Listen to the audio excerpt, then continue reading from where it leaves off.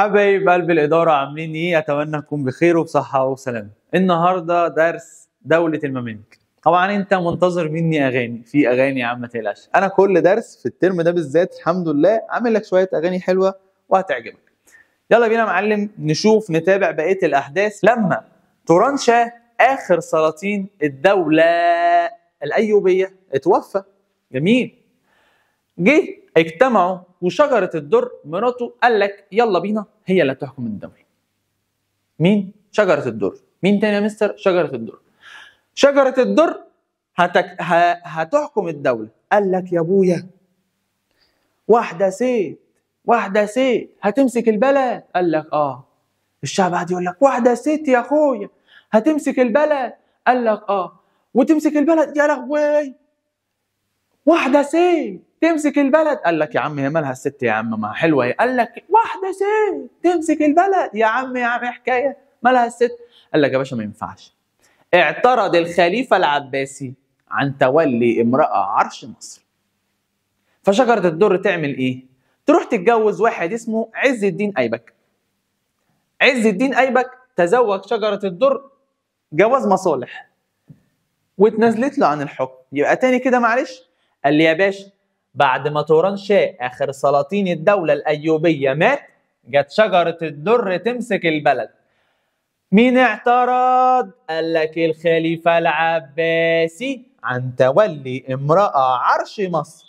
طب ما النتائج او نتيجه لده؟ قال لك تزوجت شجره الدر من الامير عز الدين ايبك واتنازلت له عن الحكم. وبكده بدأت دولة المماليك. مستر طب ثواني معلش قبل ما نبدأ كده ونخش في الأحداث، يعني إيه مماليك؟ زمان أي حرب كان في حاجة اسمها المماليك دول اللي هم يعني امشي واحدة واحدة معايا. صلي مين عندك؟ عليه الصلاة والسلام. مالك يا مستر؟ معلش صايم يا حبيبي اعذرني.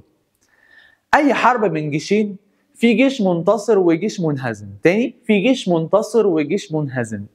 الجيش المنتصر بياخد العيال او اطفال او شبان الجيوش المنهزمه. تاني دولة كسبت ودولة انهزمت. الدولة اللي انهزمت ناخد منها الاطفال والشبان نروح نبيعهم في سوق اسمه سوق الرقيق او سوق العبيد. سوق الايه؟ العبيد. سوق الايه يا مسيو؟ العبيد. قال لك بعد كده بنستخدمهم للايه؟ للتسليح او الجيش، للحراسه او الجيش. فنستخدم المماليك لايه؟ للحراسه والجيش. يعني المماليك دول كنا بنستخدمهم للحراسه والجيش بس. طيب تعالى بقى دولة المماليك عايز بقى اكلمك عليها بعد ما نبدا عز الدين مين؟ ايبك. قال لك عاصمتها طبعا القاهره. دولة المماليك فضلت تكبر في مصر وبلاد الشام والحجاز والبرقع. حلو. نظام حكمها قال لك المماليك ما اخدوش بمبدا الوراثه، بس اخذوا الطريق مفتوح قدام من لديه مقدره على حكم البلاد. اللي يقدر يحكم. نظام الوراثه ده انتهى بقى خلاص. انهي بقى نظام الوراثه ده. المماليك قال لك النظام مفتوح. الراجل اللي يقدر يجي يمسك البلد يجي اهلا وسهلا. قعدوا قد ايه يا مستر؟ قال لك اكتر من قرنين ونصف، يعني اكتر من 250 سنه. انا بقول لك اكتر يعني مش 250 بس، لا يعني ممكن يبقوا 270 280 وهكذا. طب تعالى بقى نشوف اشهر السلاطين. عندي اول واحد عز الدين ايبك. ده كان زوج شجره الدر. قال لك تنازلت له عن الحكم. بس كده. المنصور علي ده ابن عز الدين ايبك. تولى الحكم بعد مقتل ابيه، بس كان ايه؟ طفل. المنصور علي ده طفل لا علم له بأمور الحكم، ما يعرفش. فقال لك سيف الدين قطز عين وصي عليه. وصي هو اللي يتولى أمور البلد في ظل المنصور علي وهو موجود. تمام؟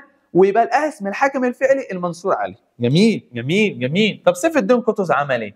قال لك الراجل الناقص سيف الدين قطز عزل المنصور علي وتولى حكم البلاد. ليه يا سيف عملت كده ليه؟ قال لي لأن الدولة كانت بحاجة الحاكم يتصدى لغزو المغول والعالم الإسلامي. عايزين حد يقدر يتولى حكم البلد. قلت له يعني أنت سيف هتقدر تتولى؟ قال لي باشا متقلقش، ههاجم خطر المغول والأخطار المحيطة بالبلاد. قلت له هو سيف الدين قطز داخل بغشامة. طب يلا بينا مستر، معلش ممكن أغنية صغيرة؟ بص حبيب قلبي، أغنية صغنونة خالص، ارمي لي بقى القلم ده، يلا بينا. عز الدين أيبك جوز شجرتي الدور، قال لك نزلت له عن الحب التاني. عز الدين أيبك جوز شجرتي الدور التاني، انت نزلت له عن الحب. مستر معلش بسرعة. عز الدين أيبك جوز شجرتي الدور، نزلت له عن الحب التاني. عز الدين أيبك جوز شجرتي الدور، نزلت له عن الحب، والمنصور عالي صغير على الحب. يبقى نعين واصي عليه سيف الدين قطز يا بيه، يبقى نعين واصي عليه سيف الدين قطز يا بيه. طب ده سيف الدين قطز، طب معلش يا ميسيو الحته بتاعت سيف الدين قطز اسمع بقى. سيف الدين قطز عزا للمنصور. طب تاني، سيف الدين قطز عزا للمنصور نظرا لاحتياج الدوله الى حاكم يقدر يتصدى لخطر المغول.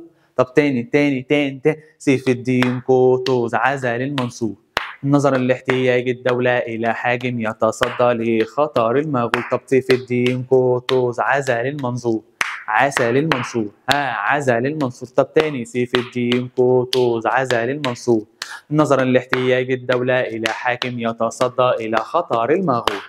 يبقى من فوق تاني معلش. عز الدين أيبك جوز شجرة الدر، زنت له عن الحب، والمنصور عالي صغير على الحب. يبقى نعين واصي عليه سيف الدين قطز يا بيه، يبقى نعين واصي عليه سيف الدين قطز يا بيه. طب سيف الدين قطز عزا للمنصور نظرا لاحتياج الدولة إلى حاكم يتصدى إلى خطر المغول. بس كده يا معلم. تعال نشوف بقى سيف الدين قطز عمل ايه في خطر المغول، او خطر المغول ده عمل لنا ايه. تعال نشوف يا معلم ايه هو الخطر المغولي ده. قال لك نشأت امبراطورية المغول على يد واحد، القلم يابا على يد واحد اسمه جنكيز خان. قال لك ده الحاكم الأعظم، وحد قبائل المغول تحت حكمه. قال لك وجنكيز خان ده في فترة قصيرة عمل امبراطورية كبيرة جدا سيطرت على أجزاء كبيرة في آسيا وأوروبا، وغزا بعض أجزاء العالم الإسلامي. بص خش اتفرج على الدحيح واقرا عن خطر المغول أو جنكيز خان. بص تحفة. مش الدحيح، متهيألي كان مش عارف اسمهم ايه. المهم يعني خش اقرا عليهم على اليوتيوب، متهيألي الدحيح أو حد تاني. قال لك بعد وفاة جنكيز خان جه حفيده هولاكو جده. حفيده هولاكو كمل مسيرة جده. كمل مسيرة مين؟ جده. قال لك ودمر بغداد، دخل على بغداد واستولى عليها. طب ولما دخل بغداد ايه اللي حصل؟ قال لك الخليفة المعتصم مات، وأسقط الخلافة العباسية، وخربوا بغداد كلها، وقتلوا الرجال والنساء، وسلبوا الأموال، وهدموا المساجد دمروها، وقتلوا العلماء، وحرقوا الكتب، وألقوا ما تبقى منها في نهر دجلة. كل ده خطر المغول عمله. وبقول لك ايه، ده كده نبذة عن خطر المغول. خطر المغول ده كان أكبر خطر بيهدد الدولة الإسلامية. اقرأ عليه وانت تسمع الكلام وانت تفهم الكلام. طيب مستر، يلا بينا نعمل أغنية صغيرة خطر المغول. يلا بينا معلم، ارمي لي القلم ده بقى. بص يا معلم، واحدة كده. طب ظهر خطر المغول، طب ظهر خطر المغول على يد جنكيز خان، واحد قبائل مغولي. طب ظهر خطر المغول على يد جنكيز خان، واحد قبائل مغولية، وكون امبراطورية في آسيا وأوروبا. لا واحدة بقى ميسيو يلا بينا تاني. طب ظهر خطر المغول على يد جنكيز خان، واحد قبائل مغولية، وكون امبراطورية في آسيا وأوروبا. طب ظهر خطر المغول على يد جنكيز خان، طب ظهر خطر المغول على يد جنكيز خان، واحد قبائل مغولية. واحد، نفسي صايم تاني. طب ظهر خطر المغول على يد كنجيز خان. طب ظهر خطر المغول على يد كنجيز خان. وحد قبائل مغولية وكون امبراطورية في آسيا وأوروبا. يلا بينا تاني بقى، تاني. طب ظهر خطر، تاني استنى القلم. طب ظهر خطر المغول على يد جنكيز خان. وحد قبائل مغولية وكون امبراطورية في آسيا وأوروبا. وحفيده هولاك وكمل مسيرة جده. وحفيده هولاك كمل مسيرة جده. بعد ما حفيده هولاك وكمل مسيرة جده أسقط الدولة إيه؟ العباسية، وأضع الدولة العباسية. وبعد كده المعتصم مات. حلوة أوي. يبقى نقول عليها إيه؟ وحفيده هولاك وكمل مسيرة جده. وحفيده هولاك وكمل مسيرة جده. أضع الدولة العباسية ودخل بغداد. طب تاني والمعتصم مات. طب تاني أضع الدولة العباسية والمعتصم مات. ماشي يا معلم. المهم كده نخش في اللي ايه بعد. طب مستر معلش احنا قلنا المعتصم مات، طب ما نيجي نكمل معلش وخرب بغداد وعمل ايه تاني؟ طيب المهم مش وقته، يلا بينا نركز في شغلنا. طيب بص يا معلم، تاني خطر المغول هنقول عليه واحده واحده معايا كده. انا عارف ان انت ممكن ساعات بتزهق مني، بس والله انا هحاول اوفر عليك بدل ما تقعد تحفظ يا عيني كل ده، بحفظه لك باغنيه بسيطه. يلا بينا حبيب قلبي، يلا بينا. طب ظهر خطر المغول على يد جنكيز خان. طب ظهر خطر المغول على يد جنكيز خان. طب ظهر خطر المغول على يد جنكيز خان. وحد قبائل مغولية وكون امبراطورية في آسيا وأوروبا. وهولاكو وحفيده هولاك وكمل مسير الجد. تاني عشان انا اتلخبطت تاني وانا اقصد ارخم عليه. طب ظهر خطر المغول على يد جنكيز خان. طب ظهر خطر المغول على يد جنكيز خان. وحد قبائل مغولية وكون امبراطورية في آسيا وأوروبا.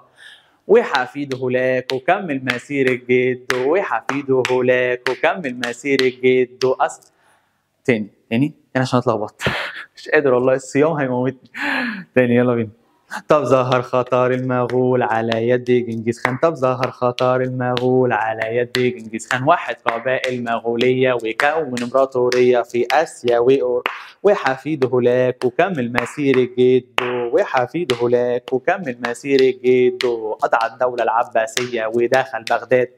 أضع الدولة العباسية ودخل بغداد. ها والمعتصم مات. وخرب بغداد وهدم المساجد وقتل العلماء. طب تاني وخرب بغداد وهدم المساجد وقتل العلماء.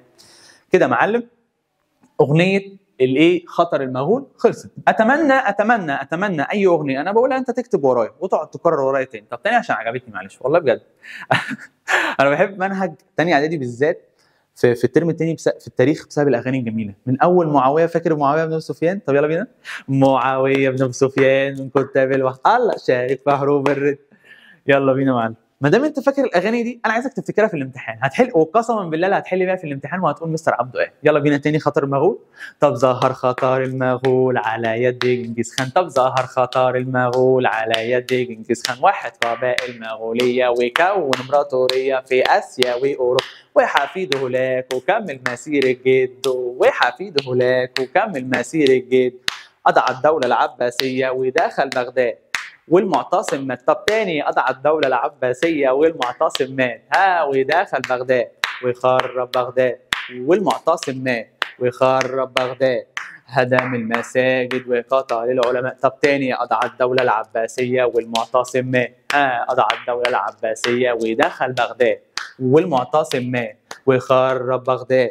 هدم المساجد وقتل العلماء. طب تاني ظهر خطر المغول على يد جنكيز خان. وحد قبائل مغولية تاني. طب ظهر خطر المغول على يد جنكيز خان. وحد قبائل مغولية على وكون امبراطورية في آسيا وأوروبا. طب ظهر خطر المغول على يد. كرر معايا هتحب الموضوع وهتحفظ. النقطة دي مهمة، أنا مش بكرر كده وخلاص رخام. تاني. طب ظهر خطر المغول على يد جنكيز خان. وحد قبائل مغولية في آسيا وأوروبا وكون امبراطورية في آسيا وأوروبا. وحفيده هولاك وكمل مسير جده. أضع الدولة العباسية ودخل بغداد. ها أضع الدولة العباسية ودخل بغداد والمعتصم مات وخرب بغداد وهدم المساجد وقتل العلماء. كده معلم تكون اغنيتنا خلصت. تعال نشوف قطز عمل ايه ضد المغول. قال لي قطز يا باشا جاله شويه رسل كده معاهم رساله بيقولوا له يا قطز الاستسلام او الموت. باشا يا تستسلم وتخضع لينا يا حرب وتموت. قطز يقول له يا باشا انا ما بتهددش، تعالى. راح مسك الرسل بتاعت هولاكو وقتلهم. ان انت تقتل الرسل ده كده اعلان للحرب. فهولاكو قال لك بس ده كده عايز يعلن الحرب ضد المغول. يلا بينا باشا. وراح بدأ قطز يعد لمواجهة المغول وجمع الأموال وأعد الجيش. قال لك يلا بينا. خرج المغول، خرجوا في معركة اسمها عين جالوت. المسلمين بقيادة سيف الدين قطز ضد المغول بقيادة مين؟ هولاكو. قال لك يا باشا قابلوا بعض والمسلمين اتدبوا دب على عينيهم. يروح واقف سيف الدين قطز يروح قلع القبعه وماسك السيف ويا اسلاما واسلاما واسلاما يا مسلمين. دي كانت صيحه سيف الدين. حلوه دي، جميله قوي. واسلاما يا مسلمين دي كانت صيحه سيف الدين. قال لك يا باشا الناس شافوا سيف الدين قطز القائد بتاعنا بيشجعنا وبيحارب لوحده، فتشجعوا معاه. هوب قطع على خطر المغول. يبقى تاني معلش، قال لك ان هم التقوا وكان في تفوق في المغول. راح قطز قعد يصيح واسلام يا مسلمين، شجع الجنود. طب النتائج؟ انتصار المسلمين وهزيمه المغول، حمايه مصر والعالم الاسلامي من خطر المغول بفضل الله. يبقى تعالى نعمل اغنيه حلوه عشان عجبتني الحته دي. بص يا معلم، سيف الدين جاله رسول. طب سيف الدين قطز جاله رسول؟ لا. طب سيف الدين قطز جاله رسول ومعاه التهديد الاستسلام او الموت، يبقى الحرب في عين جالوت. حلوه دي، حلوه حلوه حلوه حلوه، جميله جميله جميله. تاني. طب سيف الدين جاله رسول ومعاه التهديد الاستسلام او الموت، يبقى الحرب في عين جالوت. الاستسلام او الموت يبقى الحرب في عين جالوت. طب تاني. طب سيف الدين جاله رسول ومعاه التهديد الاستسلام او الموت، يبقى الحرب في عين جالوت. واسلام يا مسلمين دي صيحه سيف الدين. واسلام يا مسلمين دي صيحه سيف الدين وانتصروا على المغوليين. حلوه حلوه حلوه من هنا للصبح. قولها تاني مع نفسك ويلا بينا. اخر مره. حط يا ابني القلم في جيبك. حلوه والله، جميل. طب سيف الدين جاله رسول ومعاه التهديد. طب تاني. سيف الدين جاله رسول ومعاه التهديد الاستسلام او الموت، يبقى الحرب في عين جالوت. الاستسلام او الموت يبقى الحرب في عين جالوت. واسلام يا مسلمين دي صيحه سيف الدين. واسلام يا مسلمين دي صيحه سيف الدين وانتصروا على المغوليين. كده حلوه قوي قوي قوي الدرس ده. ياه درس ممتع. سيف الدين وهو راجع قال لك اتدبرت له مؤامره واتقتل. بعديها تولى واحد اسمه الظاهر بيبرس. يبقى سيف الدين توفى ازاي؟ وهو راجع يا عيني من الحرب، دبرت له مؤامره وقتلوه. قال لك الظاهر بيبرس تولى الحكم وعمل حاجات مهمه. لاحق الصليبيين والمغول. تصدى للاثنين يا باشا، تصدى للاثنين واستولى على العديد والمدن والحصون التابعه للصليبيين، منها انطاكيا. فاكرها اللي هي بتاعت احتلت رها وطرابلس، انطاكيا وبيت المقدس، صلاح الدين. لو بعديها عمل ايه تاني؟ قال لك احيا الخلافه العباسيه في القاهره بعد تدمير مدينه بغداد على يد المغول، وبنى المسجد المعروف باسم الظاهر بيبرس والمدرسه الزهريه بالقاهره، واهتم بشؤون الزراعه وتحسنت احوال البلاد الاقتصاديه في عهده. جه بعديها عم الظاهر بيبرس شويه ناس كده خفاف كده، واحد اسمه الاشرف خليل بن قلاوون والناصر محمد بن قلاوون. اشرف وصل الحرب ضد الصليبيين واستطاع ان يسترد منهم عكا وصور وصيدا وغيرها من المدن، وبذلك تم تصفيه الوجود الصليبي على يد الاشرف خليل بن قلاوون. يبقى الاشرف خليل بن قلاوون هو اللي صفى الوجود الصليبي. ركز ركز ركز ركز. طيب والناصر محمد بن قلاوون قال لك عمل حضاره عمرانيه بص لم تشهدها مصر في عهد اي سلطان. حضاره عمرانيه، بنى قصور وكباري ومدن ولعها. طب عايزين نتعرف يا مستر احوال مصر في عهد دوله المماليك. طب كانت عامله ازاي؟ تعالى معلم كتاب المدرسه هيعرفك احوالهم سياسيا اقتصاديا ثقافيا علميا.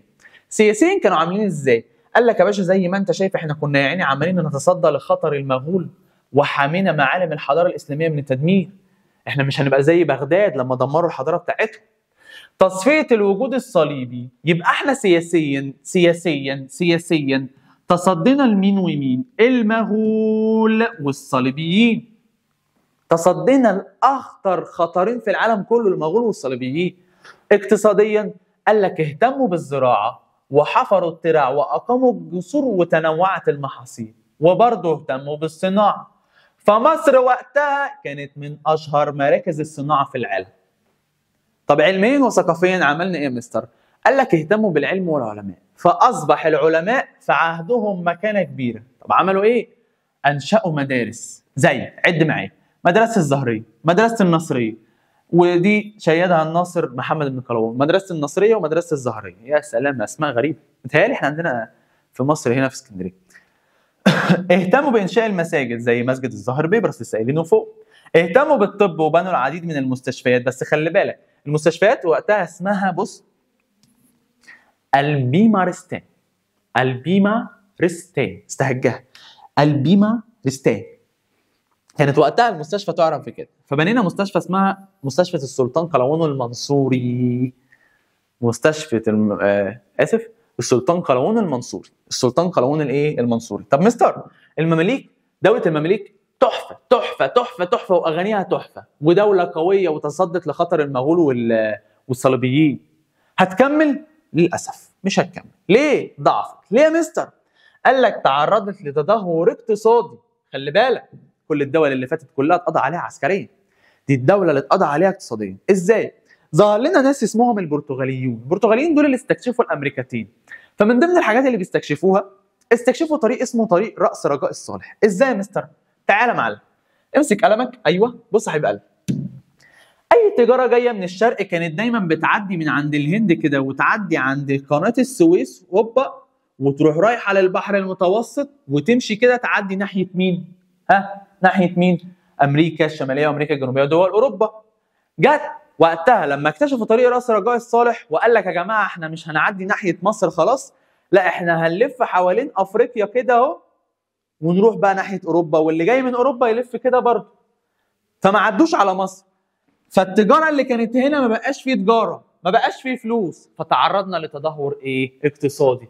يبقى بما تفسر ليه دوله المماليك تعرضت لتدهور اقتصادي؟ قال لك بسبب اكتشاف البرتغاليون طريق راس رجاء الصالح، تحولت التجاره من الغرب والشرق بدلا من المرور ايه؟ بمصر. فنتيجه لتدهور احوالهم جه عمك السلطان سليم الاول قضى عليهم. مستر انت قلت لي ان هم مش هيتقضى عليهم عسكريا، لا ما هو اتقضى عليهم الاول اقتصاديا وبعد كده اتقضى عسكريا. خلي بالك خلي بالك. طيب السلطان سليم الاول ده السلطان العثماني دخل في معركتين معاهم، معركه اسمها مرج دابك بالشام والريدانيه. عمل ايه في الريدانيه؟ ايه اللي حصل لما دخلنا معركه الريدانيه؟ قال لك يا باشا ترتب عليها هزيمه المماليك. لما تطلع ان شاء الله وتاخد ثالثه اعدادي باذن الله السنه الجايه، هتلاقي اول حاجه بنبدا بيها هي الدوله العثمانيه بدات ازاي وهي بتهزم المماليك. افتكر المعركتين دول. فترتب عليها هزيمه المماليك وانتهت دولتهم، وبكده انتهى الخلافه العباسيه خلاص، واصبحت مصر ولايه عثمانيه. بعد الخلافه العباسيه ودوله المماليك بقينا دوله ايه؟ عثمانيه. وبكده معلم يكون درسك خلص. حبايب قلب الاداره، درسنا جميل، درسنا فيه اغاني، والحمد لله الحمد لله احنا الترم ده عاملين اغاني الناس كلها حبوها وعجبتهم كلهم. يعني اتمنى ده يساعدك في الامتحان. انا بحاول اخفف عليك المنهج، اخفف عليك الدراسه، ما تبقاش هم ان انت متضايق، لا تبقى قاعد مبسوط وبتتفرج عليا. اشوف وشك على خير. اخوك وحبيبك عبد موسى.